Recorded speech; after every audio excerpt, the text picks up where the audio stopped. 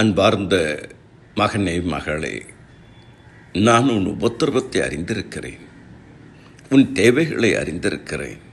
விசேஷித்த விதமாக உன் பணத் தேவைகள், உன் பொருளாதார நெருக்கடிகளை அறிந்திருக்கிறேன். உன் மனக்குழப்பங்கள், மன அழுத்தங்கள், மன போராட்டங்கள் எல்லாம் என்னுடைய சன்னிதானத்திலே எனக்கு முன்பாக வந்திருக்கிறது.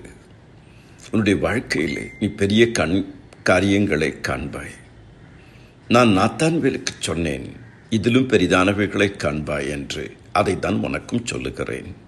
நீ விசுவாசித்தால் தேவனுடைய மகிமையை காண்பாய். நான் பேதுருவுக்கு சொன்னேன், நீ வெள்ளி பணத்தை காண்பாய் என்று சொல்லி. உன் ஆகாரத்தை தண்ணீரின் மேல் போடு, அநேக நாட்களுக்கு பிறகு பலனை காண்பாய். நீ எருசலேமின் வாழ்வை காண்பாய். நீ சமாதானத்தை காண்பாய்.